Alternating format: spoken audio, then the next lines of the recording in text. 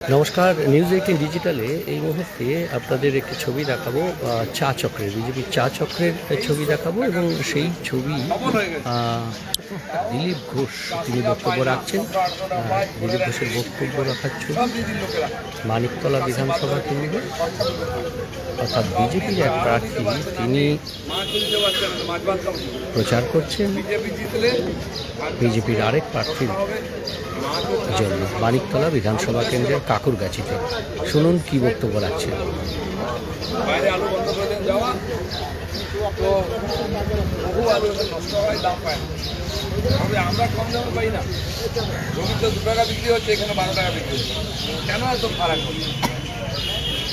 এই যে আজকে চাষি, মহিলা, যুবা, শ্রমিক সবাই লক্ষ্য কেন প্রধানমন্ত্রী বললেন যে এই লড়াইটা পশ্চিমবাংলার নির্বাচন বিজেপি লড়ছে না, এখানকার সাধারণ মানুষ লড়ছে, চাষিরা লড়ছে, শ্রমিকরা, যুবরা, মহিলারা, গ্রামের মানুষ, শহরের মানুষ সবাই ইলেকশন লড়ছে, তারাই অভূতপূর্ব পরিস্থিতি।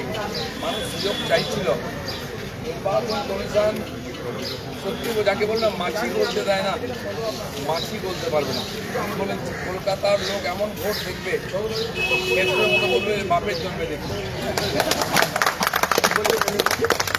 এই জন্য আমরা যারা কর্মী আছি, 3-4 দিন সময় আছে, কেবল লোকের সঙ্গে দেখা করুন। সভা সমিতি শিল্পীযুক্ত হয়ে গেছে। তাপসদা মাটির মানুষ, আমি তাকে 10 বছর দেখছি। উনি ডেপুটি চিফ হুইপ ছিলেন যখন আমি যাই, সিনিয়র লিডার।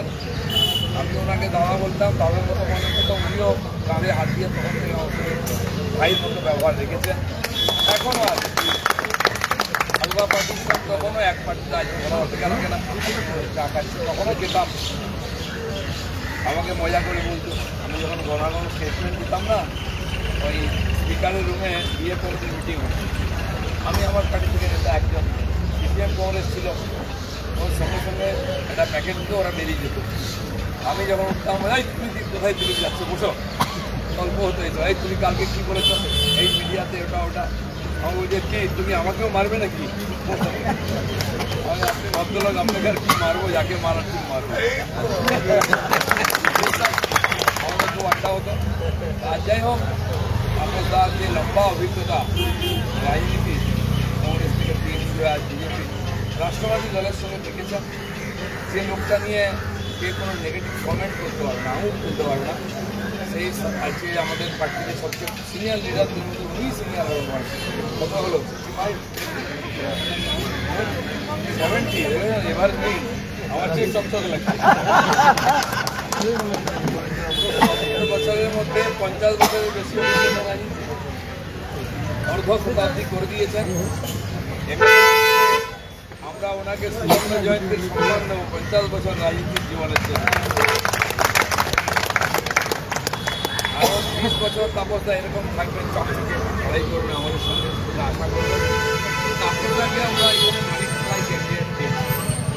তাপসদাকে প্রত্যেকটি মানুষ চেনে, তবু তিনি পাড়ায় পাড়ায় ঘুরে লোকের সঙ্গে দেখা করছেন। আমি ঘুরবেন, সুস্থ শরীর আছে, সব ঠিক আছে, কিন্তু আমরা যারা কর্মী আছি সিনিয়র লিডারদেরকে কম কষ্ট দেব। যেখানে উনি গলিতে যেতে পারবেন না, সেখানে আমরা গিয়ে বলে আসবো। এভাবেই চা চক্রে মিলিত হয়েছেন সুভাষ পার্কের কাছে, মানিকতলা বিধানসভা কেন্দ্রের সুভাষ পার্কের কাছে। এবং সেই চা চক্রে বাইরে থেকে কেমন ভিড় হয়েছে সেই ভিড়ের ছবিটা একবার দেখাবো। চারিদিকে বক্তব্য রাখছেন দিলীপ ঘোষ, হাততালি পড়ছে এবং মতিলাল বসাক লেনে একেবারে সুভাষ পার্কের কাছে এই মানিকতলা বিধানসভা কেন্দ্রে বিজেপির প্রার্থী তাপস রায়, অন্যদিকে তৃণমূল কংগ্রেসের প্রার্থী শ্রেয়া পাণ্ডে, সাধন পাণ্ডের দীর্ঘদিনের এই বিধানসভা মানিকতলা বিধানসভা, সেখানেই এবার লড়াই করছেন একসময়ে সাধন পাণ্ডের অন্যতম বন্ধু বলা যায় সেই তাপস রায়। দীর্ঘদিন কংগ্রেসি রাজনীতি এবং তৃণমূল কংগ্রেস রাজনীতি করার পর এখন বিজেপিতে তাপস রায়, আর তার সমর্থনে মানিকতলায় এসেছেন বিজেপির আরেক প্রার্থী এবং প্রাক্তন রাজ্য সভাপতি দিলীপ ঘোষ।